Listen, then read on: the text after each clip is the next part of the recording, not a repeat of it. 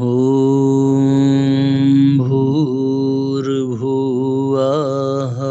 स्वः तत्सवितुर्वरेण्यं भर्गो देवस्य धीमहि धियो यो नः प्रचोदयात्।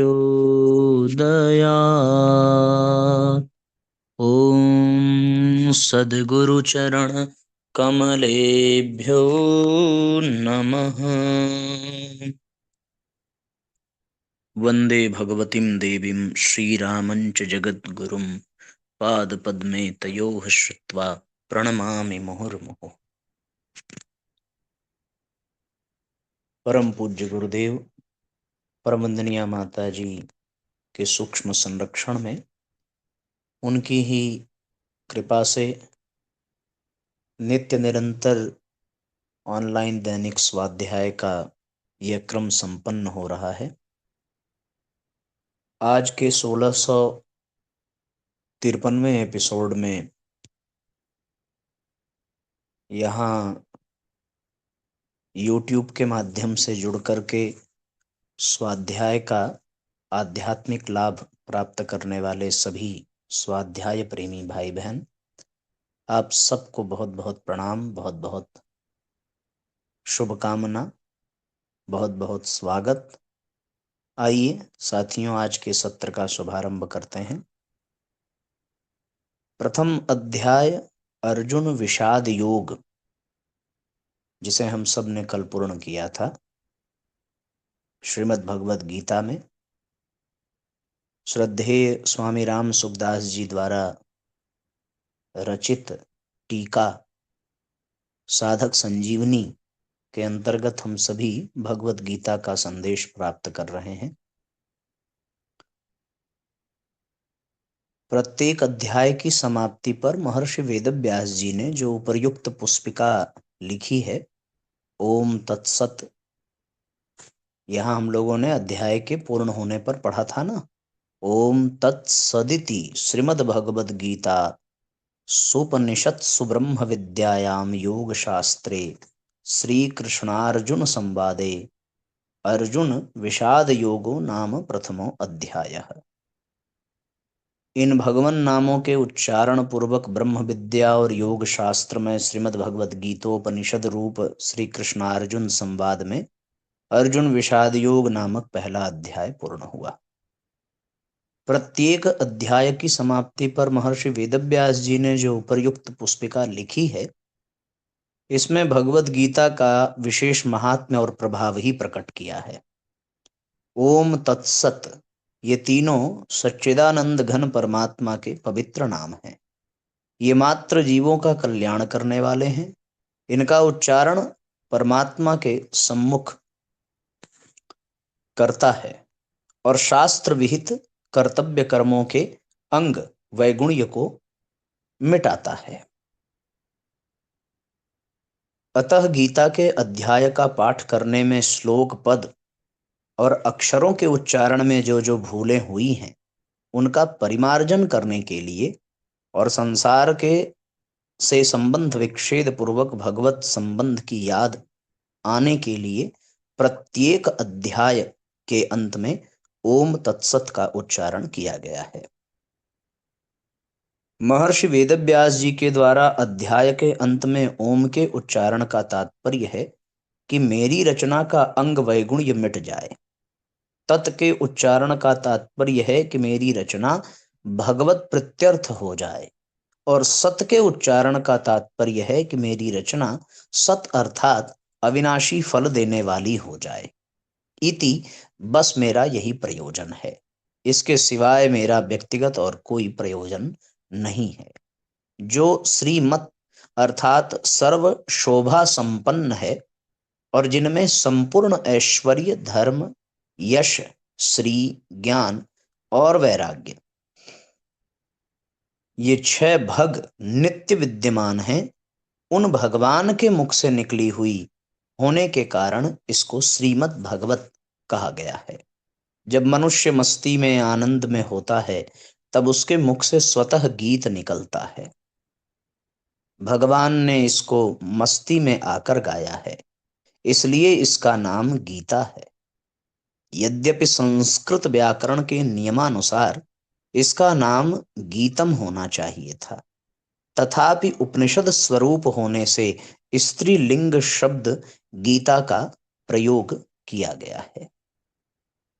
इसमें संपूर्ण उपनिषदों का सार तत्व संग्रहित है और यह स्वयं भी भगवद्वाणी होने से उपनिषद स्वरूप है, इसलिए इसे उपनिषद कहा गया है। वर्ण आश्रम संप्रदाय आदि का आग्रह न रखकर प्राणी मात्र का कल्याण करने वाली सर्वश्रेष्ठ विद्या होने के कारण इसका नाम ब्रह्म विद्या है। इस ब्रह्म विद्या स्वरूप गीता में कर्मयोग, ज्ञान योग, ध्यान योग, भक्ति योग आदि योग साधनों की शिक्षा दी गई है, जिससे साधक को परमात्मा के साथ अपने नित्य संबंध का अनुभव हो जाए। इसलिए इसे योग शास्त्र कहा गया है। यह साक्षात पुरुषोत्तम भगवान श्री कृष्ण और भक्त प्रवर अर्जुन का संवाद है। अर्जुन ने निसंकोच भाव से बातें पूछी हैं और भगवान ने उदारता पूर्वक उनका उत्तर दिया है। इन दोनों के ही भाव इसमें हैं। अतः इन दोनों के नाम से इस गीता शास्त्र की विशेष महिमा होने के कारण इसे श्री कृष्णार्जुन संवाद नाम से कहा गया है। इस पहले अध्याय में अर्जुन के विषाद का वर्णन है। यह विषाद भी भगवान अथवा संतों का संग मिल जाने पर संसार से वैराग्य उत्पन्न करके कल्याण करने वाला हो जाता है। यद्यपि दुर्योधन आदि को भी विषाद हुआ है, तथापि उनमें भगवान से विमुखता होने के कारण उनका विषाद योग नहीं हुआ। केवल अर्जुन का विषाद ही भगवान की सम्मुखता होने के कारण योग अर्थात भगवान के नित्य संबंध का अनुभव कराने वाला हो गया। इसलिए इस अध्याय का नाम अर्जुन विषाद योग रखा गया है। प्रत्येक अध्याय के अंत में पुष्पिका देने का तात्पर्य है कि अगर साधक एक अध्याय का भी ठीक तरह से मनन विचार करे तो उस एक ही अध्याय से उसका कल्याण हो जाएगा। परिशिष्ट भाव। गीता की पुष्पिका में ब्रह्म विद्यायाम, योग शास्त्रे और श्री कृष्णार्जुन संवादे ये तीन पद तो एक वचन में आए हैं, पर श्रीमद् भगवद गीतासु और उपनिषत्सु ये दो पद बहुवचन में आए हैं। इसका तात्पर्य है कि भगवद वाणी संपूर्ण उपनिषदों में श्रीमद् भगवद गीता भी एक उपनिषद है, जिसमें ब्रह्म विद्या, ज्ञान योग, योग शास्त्र, कर्म योग और श्री कृष्णार्जुन संवाद, भक्ति योग तीनों आए हैं। गीता में श्री कृष्णार्जुन संवाद का आरंभ और अंत भक्ति में ही हुआ है। आरंभ अर्जुन किंग कर्तव्य विमूढ़ होकर भगवान के शरण होते हैं, शिष्यस्तेहम शाधिमाम त्वाम प्रपन्नम, और अंत में भगवान के द्वारा मामेकम शरणम ब्रज पदों से पूर्ण शरणागति की प्रेरणा करने पर अर्जुन पूर्णतया शरणागत हो जाते हैं। करिष्ये वचनम तव। अर्जुन ने अपने कल्याण का उपाय पूछा था, इसलिए भगवान ने गीता में ज्ञान योग और कर्म योग का भी वर्णन किया है। पहले अध्याय के पद अक्षर और उवाच।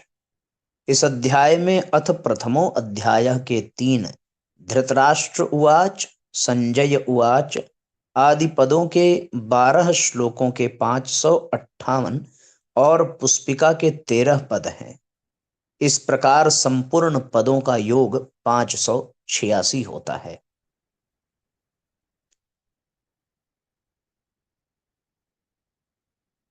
इस अध्याय में अथ प्रथमो अध्याय के 7 धृतराष्ट्र उवाच, संजय उवाच आदि पदों के 37 श्लोकों के 1504 और पुष्पिका के 48 अक्षर हैं। इस प्रकार संपूर्ण अक्षरों का योग 1596 है। इस अध्याय के सभी श्लोक 32 अक्षरों के हैं। इस अध्याय में 6 उवाच हैं, 1 धृतराष्ट्र उवाच, 3 संजय उवाच और 2 अर्जुन उवाच। पहले अध्याय में प्रयुक्त छंद। इस अध्याय के 47 श्लोकों में से 5वें और 33वें श्लोक के प्रथम चरण में तथा 43वें श्लोक के तृतीय चरण में रगण प्रयुक्त होने से र विपुला और 25वें श्लोक के प्रथम चरण में तथा 9वें श्लोक के तृतीय चरण में नगण प्रयुक्त होने से न विपुला संज्ञा वाले छंद हैं। शेष 42 श्लोक ठीक पथ्या वक्त्र अनुष्टुप छंद के लक्षणों से युक्त हैं। ये साथियों कुछ व्याकरण संबंधित एक तरीके से प्रथम अध्याय के प्रति जनरल नॉलेज के तरीके से इसे स्वामी जी ने प्रस्तुत किया है। अथ द्वितीयो अध्यायः अवतरणिका। दुर्योधन ने द्रोणाचार्य से दोनों सेनाओं की बात कही, पर द्रोणाचार्य कुछ भी बोले नहीं। इससे दुर्योधन दुखी हो गया। तब दुर्योधन को प्रसन्न करने के लिए भीष्म जी ने जोर से शंख बजाया। भीष्म जी शंख बजने के बाद कौरव और पांडव सेना के बाजे बजे। इसके बाद श्री कृष्णार्जुन संवाद 20वें श्लोक से आरंभ हुआ। अर्जुन ने भगवान से अपने रथ को दोनों सेनाओं के बीच खड़ा करने के लिए कहा। भगवान ने दोनों सेनाओं के बीच में भीष्म द्रोण आदि के सामने रथ को खड़ा करके अर्जुन से कुरुवंशियों को देखने के लिए कहा। दोनों सेनाओं में अपने ही स्वजनों संबंधियों को देखकर अर्जुन में कौटुंबिक मोह जागृत हुआ। इसके परिणाम में अर्जुन युद्ध करना छोड़कर बाण सहित धनुष का परित्याग करके रथ के मध्य भाग में बैठ गया।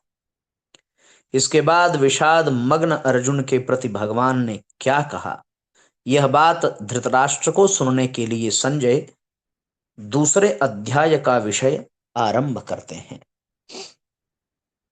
संजय उवाच तं तथा कृपयाविष्ट मश्रुपूर्णाकुलेक्षणं विषीदन्तमिदं वाक्यम् उवाच मधुसूदनः। संजय बोले, वैसी कायरता से व्याप्त हुए उन अर्जुन के प्रति जो कि विषाद कर रहे हैं और आंसुओं के कारण जिनके नेत्रों को की देखने की शक्ति अवरुद्ध हो रही है, भगवान मधुसूदन यह आगे कहे जाने वाले वचन बोले। अर्जुन रथ में सारथी रूप से बैठे हुए भगवान को यह आज्ञा देते हैं कि हे अच्युत, मेरे रथ को दोनों सेनाओं के बीच में खड़ा कीजिए, जिससे मैं यह देख लूं कि इस युद्ध में मेरे साथ दो हाथ करने वाले कौन हैं, अर्थात मेरे जैसे शूरवीर के साथ कौन कौन सी योद्धा साहस करने लड़ने आए हैं। अपनी मौत सामने दिखते हुए भी मेरे साथ लड़ने की उनकी हिम्मत कैसे हुई। इस प्रकार जिस अर्जुन में युद्ध के लिए इतना उत्साह था, वीरता थी, वे ही अर्जुन दोनों सेनाओं में अपने कुटुंबियों को देखकर उनके मरने की आशंका से मोहग्रस्त होकर इतने शोकाकुल हो गए हैं कि उनका शरीर शिथिल हो रहा है, मुख सूख रहा है, शरीर में कंपकपी आ रही है, रोंगटे खड़े हो रहे हैं, हाथ से धनुष गिर रहा है, त्वचा जल रही है, खड़े रहने की भी शक्ति नहीं रही है और मन भी भ्रमित हो रहा है। कहाँ तो अर्जुन का यह स्वभाव कि न दैन्यम न पलायनम, और कहाँ अर्जुन का कायरता के दोष से शोकाविष्ट होकर रथ में मध्य भाग में बैठ जाना।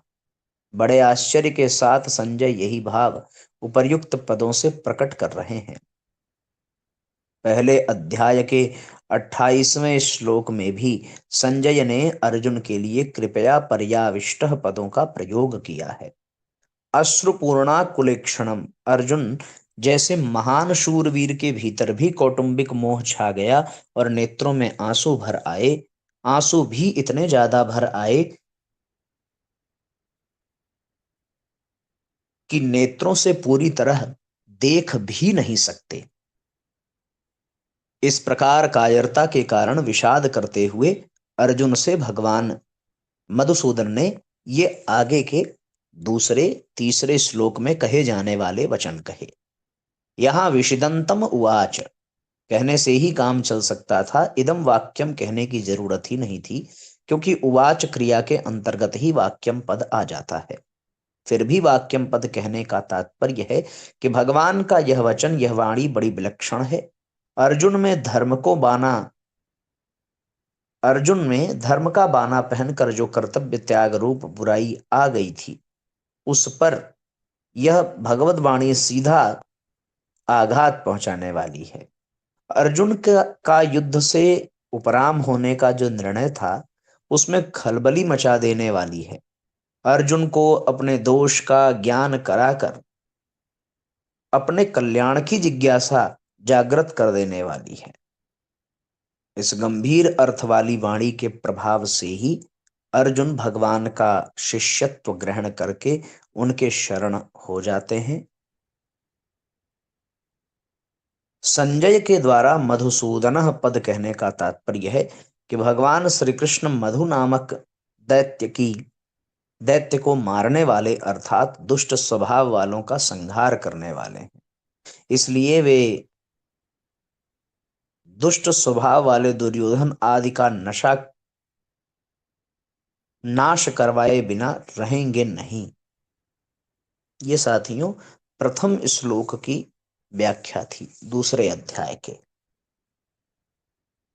भगवान ने अर्जुन के प्रति कौन से वचन कहे, इसे आगे के 2 श्लोक में हम लोग सुनेंगे।